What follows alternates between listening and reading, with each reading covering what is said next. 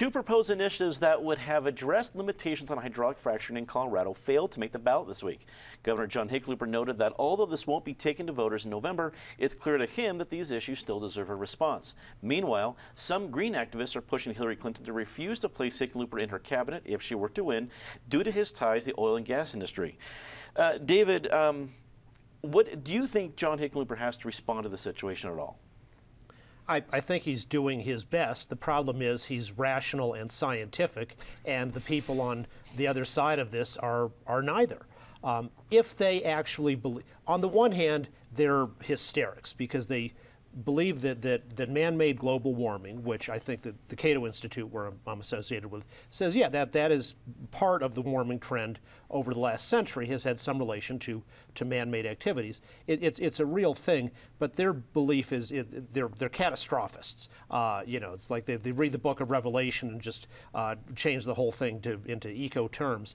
And if on the one hand, if that's really true and they really think it, then they ought to be totally behind nuclear power, which is not perfect, but would supply huge amounts of energy with no global warming at all. And countries like France and England, among others, show that when you do it properly, you can do it in a safe way. But yet they're against that because their really religious view is that energy may only come from certain approved modes of wind and solar and things like that, which are not even close to being able to satisfy American energy needs. And so, well, we shouldn't use so much energy. So fine, we can go back and live like we were in the 1880s in their utopia.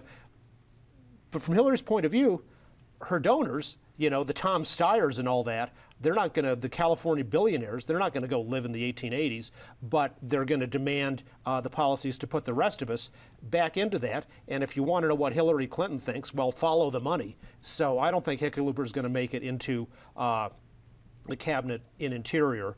He might be a very good choice on Commerce because that's really just spreading corporate welfare around for international trade and things like that, and he's certainly got the experience on that. Eric, 2 years ago, we narrowly missed an 11-ballot issue battle royale. It was going to be epic. And there was a meeting, a summit with Jared Polis and John Hickenlooper. They nearly got him off the ballot. 2 years later, we have 2 ballot issues that can't even get enough signatures. What happened in 2 years? Several things happened. The funding for the proponents, i.e. Jared Polis, largely went away or put his checkbook away. Secondly, the price per barrel of oil went from $100 to $40, maybe it's now around $50 a barrel. This issue will ultimately get resolved at the ballot box in Colorado, as all major issues go to the ballot box eventually.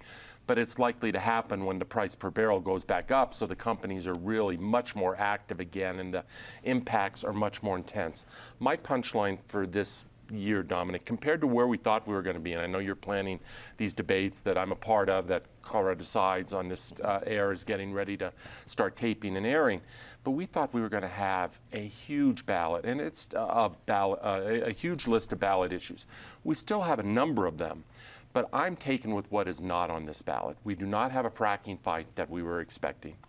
We do not have a wine and beer, liquor and grocery store fight that was going to be an incredible battle royale that broke all spending records. And we do not have a Tabor measure, mini referendum C or whatever it is that was seemingly coming out of the Better Colorado effort. Those are 3 big issues that we were thinking were going to be here, which are not here. In terms of the issues that are here, I keep thinking that after 2 more months of Hillary versus Trump, that assisted suicide measure is going to start looking really attractive. we are in gallows humor today. Penn, again, our shot of optimism here, giving you your best shot. Does John Hickenlooper need to worry about the reaction from Greens on this? He does, and he needs to worry about the reaction from the oil and gas industry because, the history is this is all going to go to the ballot 2 years ago. There were all these competing measures. He's the one who brokered the deal. It turns out now it's the deal that nobody really likes, and everybody wants to undercut and change. And so what we've bought is a stalemate, but no real peace. And so this matter is not resolved. I'm not convinced he can now be the convener to bring everyone back together to get the more perfect peace. I think this may be the war of the initiatives. And frankly, if Raise the Bar passes, it may be difficult for any of these people to get their measures approved to be considered in the first place, which is an ironic situation. Here's the last thing to consider, and it's a big picture question. There are some economists and scientists who will now tell you that with the drive towards alternative energy in the United States, that our consumption of oil and gas is plummeting so rapidly that the price of oil isn't going to go back up to $100 a barrel. Where it is now may be where it stays, and it may be continue to drop because it's entirely possible that we currently have more reserves and more refining and processing capacity than we'll ever need because our dependence on fossil fuels is declining more rapidly than the need to produce more fossil fuels. Patty, at the end of the day, were you surprised that these are the two issues that couldn't make the ballot because of signatures? I was surprised because you know it's a Herculean feat, but you can do it. And if you went through even taking it out, all the publicity, driving up in the U-Haul, why they didn't just push that much harder, because people care about the environment here in Colorado. You can usually get people to sign a petition that says this is pro-environment if they're not reading it all. Of course, we're going to see this come back on a ballot at some point or other because people care about the environment in Colorado. We live in a beautiful place. If it's not fracking, it's going to be coal, it's going to be air pollution. There are a lot of issues. So I think Hickenlooper was smart to at least say we'd like to listen. We're going to have the discussion of the environment ongoing over the years. But the fact is, I don't think he necessarily even wants to be Secretary of the Interior. I'm not sure why we had this national push all of a sudden. We already know Udall's name has been floated for that Ritter's name has been floated for Department of Energy.